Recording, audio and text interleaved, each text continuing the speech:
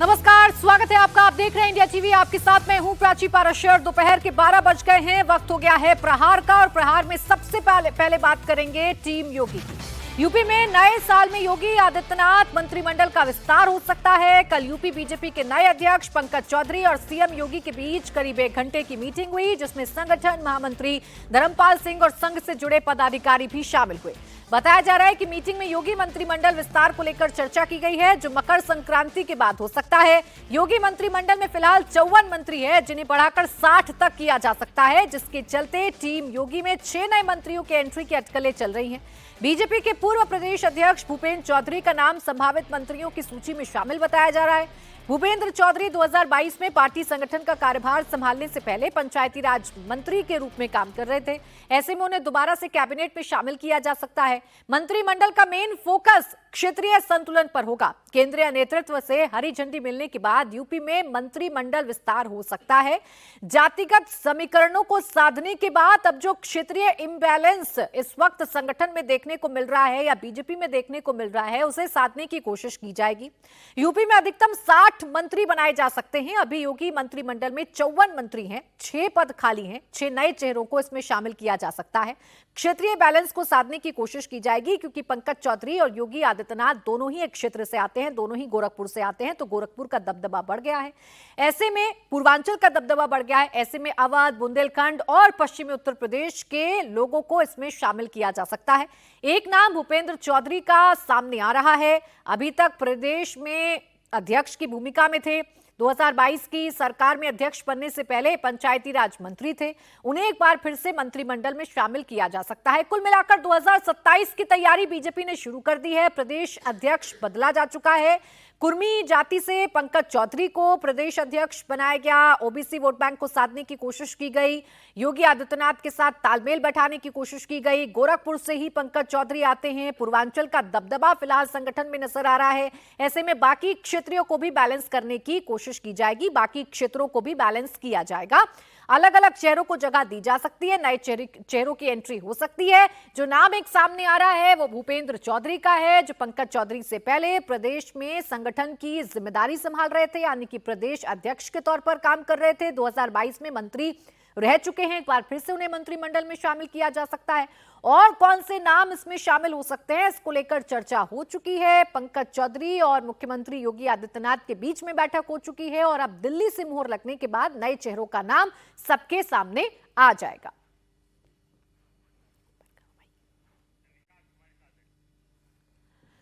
तो 2027 की तैयारी बीजेपी ने उत्तर प्रदेश में शुरू कर दी है। जितने भी वीक पॉइंट्स हैं या जितने भी गांठें, उनको सुलझाने की कोशिश लगातार की जा रही है। विशाल प्रताप सिंह मेरे सहयोगी इस वक्त हमारे साथ जुड़ गए हैं। सीधा उन्हीं के पास चल लेते हैं। विशाल, ये जो योगी मंत्रिमंडल विस्तार की खबरें हैं, इन खबरों में क्या जानकारी आपको मिल रही है? कौन चेहरे हैं जिनको शामिल किया जा सकता है? किन बातों का खासकर ख्याल रखा जाएगा जब नए चेहरों को इसमें शामिल किया जाएगा?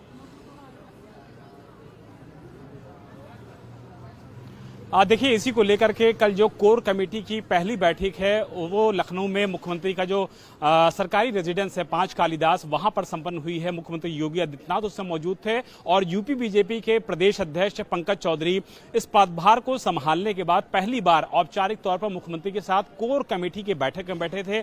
महामंत्री संगठन जो है धर्मपाल सिंह, वो इस बैठक में बैठे हुए थे। इसके अलावा संघ के जो प्रचारक होते हैं वो इस बैठक में थे। और इसके अलावा जो सबसे इंपॉर्टेंट बात यह है वो ये है कि एसआईआर को लेकर के तो चर्चा हुई ही है, लेकिन मंत्रिमंडल विस्तार पर पहली बार इस तरीके की चर्चा हुई है, जिससे अब लग रहा है कि खरमास खत्म होने के बाद, यानी कि मकर संक्रांति के बाद तीसरे हफ्ते में ये मान के चला जा रहा है कि उत्तर प्रदेश में जो संभावित मंत्रिमंडल विस्तार है वो हो सकता है। और जो हमारे पास सूत्रों के मुताबिक जानकारी आ रही है प्राची, उसके मुताबिक यूपी बीजेपी के समय जो पूर्व प्रदेश अध्यक्ष थे भूपेंद्र चौधरी, उससे पहले भी वो कैबिनेट में शामिल थे। प्रदेश अध्यक्ष बनने के बाद उन्होंने उस पदभार को छोड़ा था। यह माना जा रहा है कि इस बार उनकी कैबिनेट में वापसी हो सकती है और उनको भी एक अच्छा और बड़ा पद दिया जाएगा, क्योंकि प्रदेश अध्यक्ष की अपनी एक गरिमा होती है और प्रदेश अध्यक्ष जब मुख्यमंत्री की टीम में सरकार के तौर पर शामिल होता है तो उनकी गरिमा का भी ख्याल रखा जाएगा, उनके ओहदे का भी ख्याल रखा जाएगा, महत्वपूर्ण जिम्मेदारी का भी ख्याल रखा जाएगा। इसके अलावा अगर बात कर लिया जाए तो पीडीए की काट को लेकर के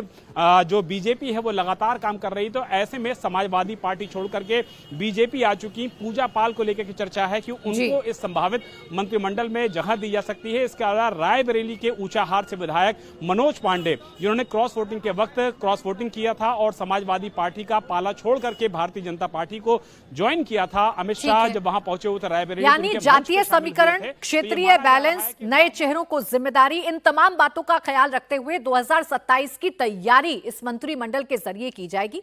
बने रहिए विशाल हमारे साथ। एक तरफ योगी मंत्रिमंडल विस्तार की तैयारी हो रही है, तो वहीं आज रामनगरी अयोध्या में मुख्यमंत्री योगी आदित्यनाथ हैं। आज राम भक्तों के लिए बड़ा दिन है। अयोध्या राम मंदिर की प्राण प्रतिष्ठा के आज 2 साल पूरे हो रहे हैं। इस मौके पर प्रतिष्ठा द्वादशी समारोह का आयोजन किया जा रहा है।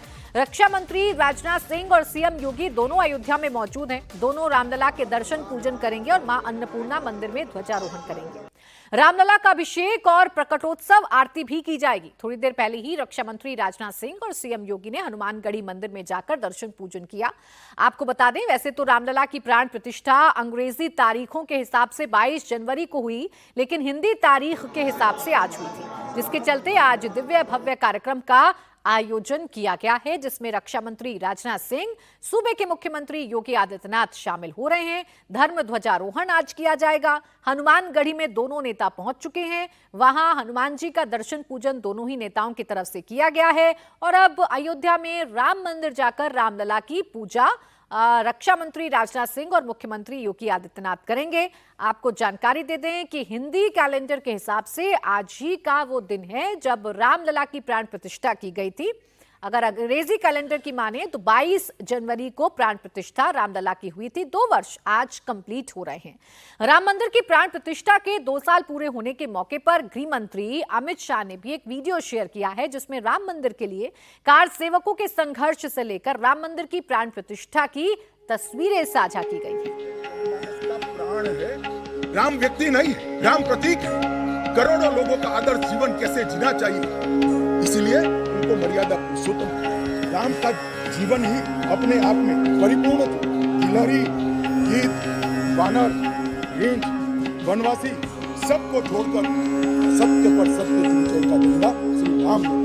राम का राज्य किसी एक धर्म, एक संप्रदाय के विशेष के लिए नहीं है। राम का राज्य आदर्श राज्य कैसा होना चाहिए, इसका प्रतीक न केवल भारत, समग्र दुनिया के देशों के लिए बना हुआ है। और इसलिए मैं मानता हूँ कि राम और राम के चरित्र को फिर से प्रस्तावित करने का काम 22 जनवरी को मोदी जी के हाथ से हुआ है। हम सब 1528 वहाँ पर राम मंदिर देखना चाहते हैं। पीढ़ियां चली गई, हजारों लोग, लाखों लोग शहीद हुए, संघर्ष किए, आंदोलन किए, मगर ये दिन देखना स्वप्न में नहीं आया।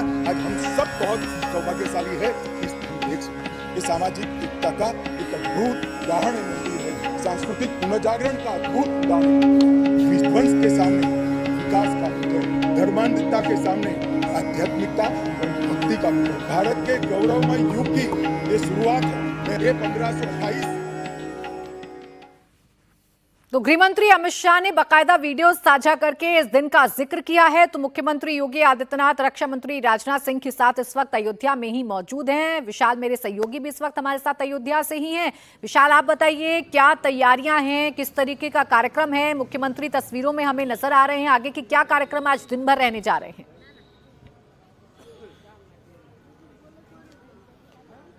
प्राची, आज का दिन वाकई में अयोध्या वासियों के लिए, उत्तर प्रदेश वासियों के लिए और देशवासियों के लिए बहुत ज़्यादा महत्वपूर्ण इसलिए हो जाता है क्योंकि आज रामलला की जो प्राण प्रतिष्ठा हुई थी द्वादशी के माध्यम से, हिंदी कैलेंडर के माध्यम से, उसकी दूसरी वर्षगांठ है। इसीलिए अयोध्या में जो भक्ति का सैलाब है, भक्तों का जो रेला है, वो यहाँ पर सुबह सुबह से नजर आ रहा है। और यही वजह है कि अब से कुछ देर पहले मुख्यमंत्री योगी आदित्यनाथ, रक्षा मंत्री राजनाथ सिंह अयोध्या पहुंच चुके हैं। आज अयोध्या में लगभग 4 घंटे ये दोनों बड़े नेता रहने वाले हैं और इस दौरान न सिर्फ रामलला की प्राण प्रतिष्ठा का जो दूसरी वर्षगांठ है वह पूरी वो पूजा अर्चना करेंगे, कार्यक्रम में शामिल होंगे। इसके अलावा यह बताया जा रहा है कि मां अन्नपूर्णा का जो मंदिर है वहां पर धर्म ध्वजा को फहराएंगे रक्षा मंत्री राजनाथ सिंह। उसके बाद दोनों ही नेता अंगद टीले पर जाएंगे और जनसभा को संबोधित करेंगे और यह माना जा रहा है कि शाम 3:30 बजे तक ये दोनों नेता अयोध्या में रहेंगे और उसके बाद अपने अपने गंतव्य की तरफ रवाना होंगे। हमारे साथ तमाम साधु संत भी मौजूद हैं, अयोध्या में उनकी मौजूदगी है। आज के दिन के बारे में जान लेते हैं प्राची कि आज का दिन कितना ज्यादा प्रासंगिक है, आध्यात्मिक रूप से कितना ज्यादा महत्वपूर्ण है। आचार्य जी, दूसरी वर्षगांठ है रामलला की, किस तरीके से आज भक्त यहाँ पर मौजूद हैं, उनकी मौजूदगी को देख करके आप लोग क्या कहना चाहेंगे? सीतानाथ समारंभां श्रीरामानन्दारमध्यमाम् अस्मदाचार्यपर्यन्तां वन्दे श्रीगुरुं परम्परां। रामराज की शुरुआत तभी हो चुका था जब हमारे पीएम मोदी एक सेवक बनकर के आए थे। केसरिया ध्वज राम मंदिर के शिखर पर हुआ था, रामराज की शुरुआत हो चुका था। आज 10वीं वर्षगांठ है। जो सभी सनातनी आ रहे हैं, कोई हिमाचल से आ रहा है, कोई शिमला से आ रहा है, हमारे राजनाथ जी जो आ रहे हैं वो सेवक बन करके आ रहे हैं। और अयोध्या की रखवाली हमारे प्रभु हनुमान जी करते हैं। राम द्वारे तुम रखवारे, होत न आज्ञा बिन तुए सारे। हमारे योगी जी कभी भी आते हैं तो मुख्यमंत्री बन करके नहीं आते, हमेशा राम भक्त और सेवक बन करके आते हैं। और अगर रामलला का दर्शन करना है तो सबसे पहले हनुमान जी महाराज के यहाँ जाना चाहिए, उनका आशीर्वाद लेना चाहिए, उसके बाद राम मंदिर में जाना चाहिए। आज वहाँ छठा है कि मैं क्या कहूँ, क्योंकि 12वीं वर्षगांठ है। काल हम लोग व्रत रहे, एकादशी था। माता सरजू जी राम की बड़ी बहन हैं वाल्मीकि रामायण के अनुसार, और राम जी वो हैं जो राम से राष्ट्र है और भारत की पहचान राम से है। और केसरिया ध्वज लेकर के ही कोठारी बंधु कार सेवकों ने बाबर के ढांचा को गिराए थे। उन्होंने साबित किया था कि अयोध्या प्रभु राम की है, राम की थी, राम की है, राम का रहेगा। अयोध्या किसी बाप का नहीं है, बाबर का कोई जगह नहीं है। इसीलिए भारत में राम का ही जगह है और राम की पहचान है। जी, राम से ही भारत की पहचान है और भारत से ही राम की पहचान है। तो विशाल, अभी जो तस्वीरें इस वक्त हमारी टेलीविजन स्क्रीन पर हैं, उन तस्वीरों में रक्षा मंत्री राजनाथ सिंह और मुख्यमंत्री योगी आदित्यनाथ इस वक्त रामलला की पूजा अर्चना करते हुए नजर आ रहे हैं। अयोध्या में रामलला के मंदिर में मौजूद हैं, दरबार में मौजूद हैं और आरती करते हुए नजर आ रहे हैं। और जैसा विशाल अभी जानकारी दे रहे थे कि तकरीबन 4 घंटे आज इन दोनों ही नेताओं को अयोध्या में बिताने हैं।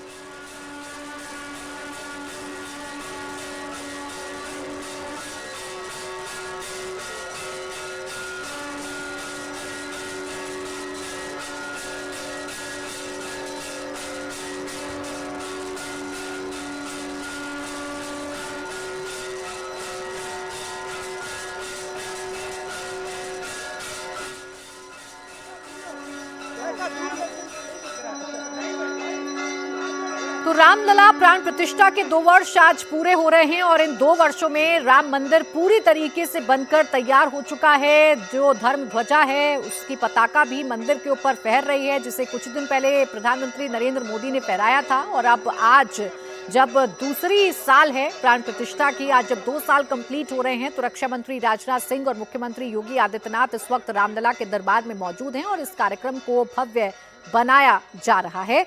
विशाल, तस्वीरें मैं देख रही हूं, रक्षा मंत्री राजनाथ सिंह और मुख्यमंत्री योगी आदित्यनाथ दोनों ही दरबार में मौजूद हैं, पूजा अर्चना करते हुए नजर आ रहे हैं। यहां से पूजा अर्चना के बाद आगे क्या कार्यक्रम इन दोनों का?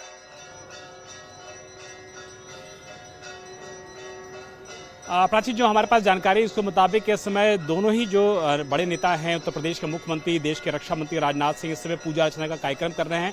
विधिवत रूप से ये पूरी पूजा होगी, रामलला का अभिषेक होगा, इसके अलावा वहां पर जो मंत्रोच्चार होगा और उसके बाद जो सबसे महत्वपूर्ण कार्यक्रम ये होगा कि माँ अन्नपूर्णा का जो मंदिर है वहां पर धर्म ध्वजा फहराएंगे देश के रक्षा मंत्री राजनाथ सिंह। और उसके बाद पूरे मंदिर प्रांगण में जो मंदिर बन चुके हैं प्रधानमंत्री नरेंद्र मोदी के ध्वजारोहण कार्यक्रम के बाद, उन सभी मंदिरों में जाकर न सिर्फ पूजा अर्चना करेंगे, मंत्रोच्चार करेंगे, रामलला का विशेष पूजा करेंगे और साथ ही इसके बाद वो पहुंचेंगे अंगद टीला, जहां पर वो उत्तर प्रदेश की जनता को, जो कि बड़ी संख्या में यहां पर मौजूद है, उनको संबोधित करेंगे। और उसके बाद ये बताया जा रहा है कुछ देर के लिए हनुमानगढ़ी भी जाएंगे और उसके बाद वहां पर दर्शन प्राप्त करने के बाद लखनऊ की तरफ, अपने गंतव्य की तरफ प्रस्थान करेंगे। आचार्य जी भी हमारे साथ मौजूद है, उनसे बात कर लेते हैं। आज का जो दिन है, मां अन्नपूर्णा का भी ध्वजारोहण जो कार्यक्रम है वो भी होगा। आज का दिन किस लिहाज से बहुत ज्यादा महत्वपूर्ण हो जाता है? देखिए, बहुत ही आध्यात्मिकता और बहुत ही सांस्कृतिक दिन है आज का। जो इस भावुक क्षण को हम और आप देख पा रहे हैं, कहीं ना कहीं हम पर और आप पर और सभी जितने भी भक्त अयोध्या आए हुए हैं सब पर राम जी की कृपा है। क्योंकि बिना राम जी की कृपा से न मुख्यमंत्री जी यहाँ पर आ सकते हैं, न प्रधानमंत्री जी यहाँ पर आ सकते हैं, सब पर राम जी की कृपा है। अवश्य मैं निश्चित तौर पर इस बात को कहूँगा तहे दिल से कि कहीं ना कहीं से रक्षा मंत्री राजनाथ सिंह पर भी और माननीय योगी आदित्यनाथ जी पर भी तहे दिल से भगवान श्री राम और ठाकुर रामलला जी की कृपा है उन पर। क्योंकि लोकाभिरामम रणरंगधीरम राजीवनेत्रम रघुवंशनाथम कारुण्य रूपम करुणाकरंतम श्रीरामचंद्रम शरणं प्रपद्ये। ठीक है विशाल, आज एक बार फिर से वही रंग देखने को मिल रहे हैं जो ठीक 2 साल पहले देखने को मिले थे। अयोध्या नगरी आज भी भव्य तरीके से सजी हुई है और राम भक्त राम भक्ति में लीन नजर आ रहे हैं। शुक्रिया आपका विशाल तमाम जानकारी के लिए। और अब बात करेंगे नए साल से पहले देश के अलग अलग शहरों में मंदिरों में जुटी लोगों की भीड़ की। काशी से लेकर कन्याकुमारी तक भीड़ पहुंची है। भीड़ से मंदिर पैक हैं। देश के सभी धार्मिक स्थलों पर लोगों की लंबी लाइन है। हजारों की भीड़ मंदिरों के बाहर दर्शन पूजन के लिए खड़ी है। नए साल पर लोग भगवान का आशीर्वाद लेने पहुंच रहे हैं। वृंदावन में बांके बिहारी के दरबार में इस वक्त भक्तों का रेला लगा हुआ है। पैर रखने की जगह नहीं है। मथुरा की गली गली भक्तों से हाउसफुल है। काशी में बाबा विश्वनाथ के दरबार में भक्तों का जो भीड़ है उसने रिकॉर्ड तोड़ दिया है। माता वैष्णो देवी के भवन तक जाने के लिए कटरा में भी श्रद्धालुओं का हुजूम उमड़ा है। महाकाल के दरबार में चारों तरफ भीड़ ही भीड़ है। हरिद्वार में मां मनसा देवी के दर पर भक्तों की भीड़ पहुंच रही है। तो आज देश भर में जितने भी धार्मिक स्थल हैं वहां बड़ी संख्या में भक्तों का सैलाब उमड़ पड़ा है। मथुरा, वाराणसी, उड़ीसा, शिरडी का साई मंदिर हो, चाहे कटरा में माता वैष्णो देवी मंदिर हो, हरिद्वार में माता मनसा देवी मंदिर हो, कन्याकुमारी हो, हर जगह भक्तों का जो सैलाब है वो इस वक्त देखने को मिल रहा है। बड़ी संख्या में लोग पहुंच रहे हैं। आज साल के आखिरी दिन भगवान के दर्शन करना चाहते हैं, आशीर्वाद लेना चाहते हैं और नई साल की शुरुआत भगवान के आशीर्वाद के साथ करना चाहते हैं। इसीलिए हर मंदिर में इस वक्त भारी भीड़ देखने को मिल रही है और इसी के साथ चुनौती है मंदिर प्रशासन के सामने कि किस तरीके से इस भीड़ को मैनेज किया जाए, शांतिपूर्ण तरीके से दर्शन हो जाए और किसी भी तरीके के हादसे की आशंका को टाला जा सके। इसलिए बड़ी संख्या में पुलिस बल की तैनाती जगह जगह पर की गई है। हर एक मंदिर के आसपास मंदिर प्रशासन भी सहयोग कर रहा है ताकि बड़े ही अच्छे तरीके से लोगों के दर्शन हो सके इस भारी भीड़ में। दिनेश मौर्य शिरडी साई मंदिर से हमारे साथ हैं, बांके बिहारी मंदिर से अनामिका हमारे साथ हैं और रुचि कुमार वाराणसी से इस वक्त हमारे साथ हैं काशी विश्वनाथ मंदिर से। रुचि, आप जरा तस्वीरें दिखाइए और बताइए आज साल के आखिरी दिन क्या है नजारा काशी का और भक्तों का सैलाब कितनी बड़ी संख्या में उमड़ा है? देखिए, काशी विश्वनाथ मंदिर में काफी ज्यादा भीड़ है और इस समय हम गंगा जी के किनारे हैं। ये दशाश्वमेध घाट है बनारस का और यहाँ देखेंगे यहाँ भी श्रद्धालुओं की भीड़ है। लोग दूर दूर से आए हैं। गोवा से भी बहुत सारे टूरिस्ट हमें मिले जो गोवा से आए थे नया साल काशी में मनाने के लिए। मुंबई से आए हैं, कोलकाता से आए हैं और श्रद्धालुओं का नया साल कैसे बीत रहा है, बीतेगा, बात ही कर लेते हैं। आप कहाँ से आए, नाम क्या है? मैं अवनीश कुमार द्विवेदी हूँ। मैं बेसिकली मध्य प्रदेश से आया हूँ पर अभी मैं आयरलैंड में रहता हूँ और मैं छुट्टियाँ मनाने न्यू ईयर के लिए बाबा विश्वनाथ के यहाँ आया हूँ दर्शन करने। आयरलैंड के से रहते जी हैं? जी जी। तो नया साल वैसे आमतौर पे आप आयरलैंड से हैं, वहाँ मनता होगा, तो वहाँ तो क्रिसमस से ही विदेशों में रौनक शुरू हो जाती है। अब यहाँ काशी विश्वनाथ मंदिर, गंगा जी का किनारा, वाराणसी, यहाँ किस तरह से सेलिब्रेट करने का प्लान है आपका? जी, मैं सबसे पहले आज सुबह मेरे दर्शन हुए हैं बाबा विश्वनाथ के। मैंने सुबह 6 बजे दर्शन किए हैं स्नान करने के बाद में और उसके बाद में मैं यहाँ भी गंगा घाट आया हूँ। मैंने बाबा काल भैरव के दर्शन किए हैं। शाम को गंगा आरती अटेंड करूँगा मैं। हमारी ट्रेनें लेट चल रही हैं पर मतलब इतने अच्छे तरीके से दर्शन हुए और बहुत सारी चीजें। तो मैं पिछले 5 सालों से मैं हर साल इसलिए भगवान से आशीर्वाद लेने की होड़ भक्तों में नजर आ रही है। कोई भी मंदिर हो हर जगह ऐसा ही नजारा देखने को मिल रहा है। दिनेश, आप भी तस्वीरों के जरिए, बातचीत के जरिए जरा पहुंचाएं वो भावना जो भक्त लेकर पहुंच रहे हैं मंदिर में दर्शन के लिए। देखिए, मैं तस्वीरें सीधे आपको दिखाता हूँ। आरती का समय चल रहा है और जब साई की आरती होती है तो पूरी साई नगरी जो है वो एक तरह से थम जाती है, साई भक्ति में लीन हो जाती है। तस्वीरें देखिए यहाँ से जिस तरह से आरती हो रही है, लोग तालियां बजाते हुए साई बाबा का आह्वान कर रहे हैं, दुआएं मांग रहे हैं कि साई बाबा ये जो नया वर्ष है वो लोगों के जीवन में सुख समृद्धि लेकर आए। सबरी का पाठ हमेशा वो पढ़ाते रहे, वो सबरी लोगों के जीवन में आए। समृद्धि के साथ पूरा जो आने वाला वर्ष है वो उसकी शुरुआत होती है। एक आस्था में डूबी हुई आज ये पूरी साई नगरी है जहां पर एक बड़ा बदलाव हमने देखा। एक ट्रेंड नजर आ रहा है जहां पर बड़ी संख्या में यूथ जो है वो आ रहा है। आमतौर पर कई भक्तों से हमारी बातचीत हुई, उनका कहना है कि पहले वो नए साल के दौरान कहीं पहाड़ियों में जाते थे, कहीं पर्यटन स्थल पर जाते थे, लेकिन अब उनका जो झुकाव है वो आस्था की तरफ जरूर बढ़ा है और एक पॉजिटिव चेंज नजर आ रहा है जहां पर अपने कल्चर के साथ, अपनी संस्कृति के साथ, अपने धर्म के साथ लोग जुड़ना चाहते हैं और साई के चरणों के बड़ी कोई और जगह नहीं हो सकती, इस तरह से भक्तों का ठीक है दिनेश, तस्वीरें मैं देख पा रही हूँ, जहां तक कैमरा पहुंच पा रहा है वहां तक तो लंबी लंबी लाइन है और पूरे परिसर में इस वक्त लोग मौजूद हैं, भक्ति में लीन नजर आ रहे हैं। कुछ ऐसा ही नजारा अनामिका मैं आपके पीछे भी देख रही हूँ। बाकी बिहारी मंदिर में अमूमन भीड़ रहती है, लेकिन साल का आखिरी दिन है तो ये भीड़ अब दुगनी हो चुकी है। क्या तैयारी, क्या व्यवस्था है और कैसा नजारा है? बिल्कुल, अगर हम आपको संख्या बता दें तो जो अनुमान है 2.5 लाख एक दिन में श्रद्धालुओं के दर्शन का अनुमान है, जो कि अक्सर जन्माष्टमी के समय होता है। ऐसा जन सैलाब जो गोस्वामी कह रहे हैं वो जन्माष्टमी में आता है या कृष्ण जन्म उत्सव में आता है, लेकिन अगर आज आप देखिए तो अभी भगवान को भोग लग रहा है, लेकिन फिर भी आपको बड़ी संख्या में यहाँ पे मंदिर परिसर के अंदर ही श्रद्धालु नजर आ रहे होंगे, जबकि मंदिर के जो गेट हैं वो बंद कर दिए गए हैं। ये कहा गया है कि अब कुछ समय बाद ही मंदिर खुलेगा, लेकिन लोग हैं वो मानने को तैयार नहीं है। आप देखिए कि किस तरीके से यहाँ पे लोग देश के अलग अलग कोने से यहाँ पे आए हैं और क्योंकि अभी भोग लग रहा है। तो आप कहाँ से आई हैं? गुड़गांव से आई हूँ। गुड़गांव से आई हैं। अभी तो खैर आज बहुत भीड़ आई है। बहुत भीड़ नहीं आई, बहुत प्यारे आए हैं। बहुत प्यारे। भीड़ जनता के लिए होती है, मालिक के लिए तो उसके प्यारे होते हैं, गोपियाँ होती हैं, ग्वाले होते हैं।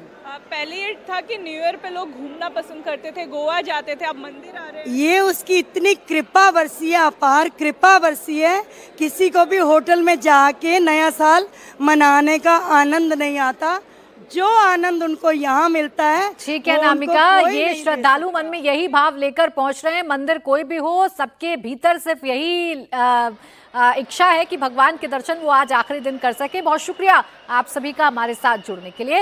इस बीच एक और खबर आ रही है, नुसरत भरूचा के महाकाल दर्शन पर विवाद हो गया है। मौलाना मुफ्ती शहाबुद्दीन रजवी बरेलवी ने उनके खिलाफ फतवा जारी कर दिया है। नुसरत ने जो किया वो इस्लाम के खिलाफ है। नुसरत शरीयत की नजर में गुनहगार हैं, ये शहाबुद्दीन रजवी ने कहा और कहा कि इस्लाम मंदिर में जाकर पूजा करने की इजाजत नहीं देता है। तो पहले ये वो तस्वीर आप देखिए जो नुसरत भरूच की है। वो महाकाल पहुंची, महाकाल में जाकर उन्होंने दर्शन पूजन किए, उज्जैन में बाबा महाकाल का आशीर्वाद लिया नुसरत ने, और इसी के खिलाफ मौलाना ने एक फतवा जारी कर दिया है। महाकाल मंदिर उज्जैन में नुसरत भरूचा ने जाकर के दर्शन किए, जल चढ़ाया और वहाँ मजहबी परंपराओं को निभाया। इन तमाम चीज़ों की इस्लाम इजाज़त नहीं देता है। उन पर शरीयत हुक्म लगाती है कि वो नुसरत भरूचा तौबा करें, इस्तिग़फ़ार पढ़ें और कलमा पढ़ें। उन्होंने इस्लाम के उसूलों के खिलाफ काम किया है, इसलिए वो शरीयत की गिरफ्त में आ गई हैं और वो सख्त गुनाह अजीम के शिकार हैं। उनको तौबा करना ज़रूरी है।